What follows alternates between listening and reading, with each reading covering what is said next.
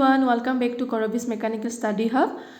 आज के वीडियो में हम बेसिक थर्मोडायनेमिक्स के इम्पोर्टेंट एमसीक्यूज डिस्कस करेंगे जो APSC assistant engineer mechanical exam के लिए बहुत ही इम्पोर्टेंट है। बेसिक थर्मोडायनेमिक्स के सिलेबस भी मैंने ऐड कर दिया है।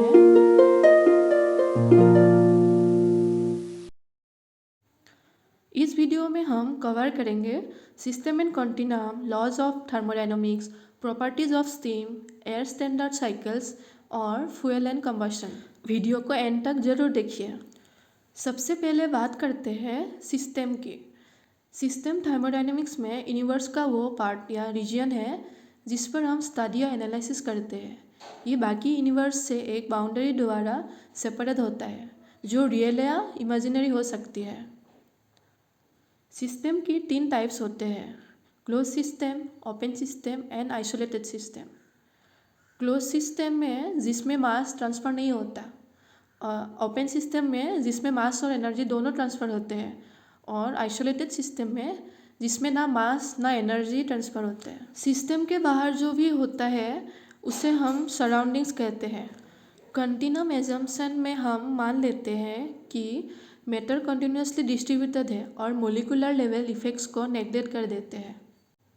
अब हम एमसीक्यू देखते हैं। Number 1, which of the following is an open system? Correct answer is steam turbine, क्योंकि यहाँ मास और एनर्जी दोनों फ्लो करते हैं। Number 2, continuum assumption is valid when, जब मीन फ्री पाथ सिस्टम के साइज के कंपेरेबल हो जाता है। इसका करेक्ट ऑप्शन है सी। Number 3, A close system allows transfer of. Close system में सिर्फ एनर्जी ट्रांसफर होता है, मास ट्रांसफर नहीं होता। Number 4, control volume refers to open system. अब चलते हैं लॉज ऑफ थर्मोडायनेमिक्स पर। जीरो लॉ टेम्परेचर डिफाइन करता है। फर्स्ट लॉ एनर्जी कंजर्वेशन पर बेस्ड होता है, Q minus W equal to delta U. Second law कहता है कि हीट को 100% वर्क में कन्वर्ट नहीं कर सकते। थर्ड लॉ के अकॉर्डिंग एब्सोल्यूट जीरो टेम्परेचर पर एंट्रोपी जीरो के पास होती है। Question is which law defines temperature? Correct answer is zero law of thermodynamics. Next question, PMM2 violates. Correct answer is second law of thermodynamics को violate करते हैं। Question number 7, first law of thermodynamics is based on. Correct answer is energy conservation. Question number 8, Kelvin Planck statement relates to. Correct answer is second law of thermodynamics.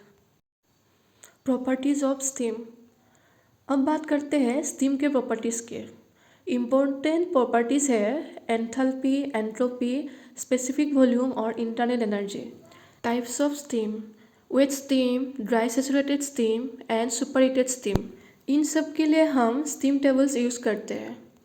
Question number 9, dryness fraction of dry saturated steam is 1।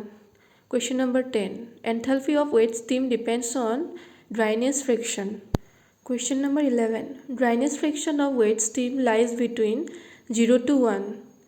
Next question, superheated steam behave approximately as ideal gas. अब हम देखेंगे air standard cycles. यहाँ कुछ assumptions होते हैं, जैसे air ideal gas होती है और कंबशन को हीट एडिशन से रिप्लेस कर देते हैं। इम्पोर्टेंट साइकिल्स है Otto cycle, diesel cycle, dual और Brayton cycle. MCQs of air standard cycles. Efficiency of Otto cycle depends on compression ratio. Next question, Brayton cycle is used in gas turbines. Question number 15, diesel cycle efficiency increases with decrease in cut-off ratio. Next question, dual cycle is combination of Otto plus diesel cycle. अब last topic है fuels and combustion.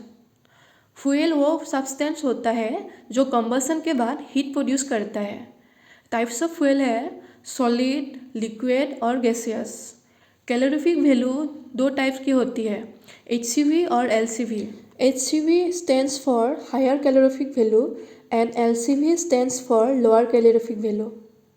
Fuel and combustion के MCQ है, unit of calorific value is kilojoule per kg।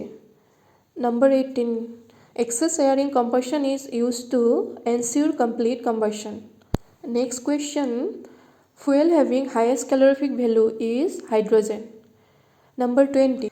LCV is always less than HCV. तो friends, आज हमने basic thermodynamics के 20 important MCQs revise किए जो APSC assistant engineer mechanical exam के लिए काफ़ी इंपॉर्टेंट है। अगर आपको वीडियो हेल्पफुल लगा हो तो लाइक, शेयर और सब्सक्राइब ज़रूर करें करबिस मैकेनिकल स्टडी हब को। तो मिलते हैं नेक्स्ट वीडियो में। Thank you.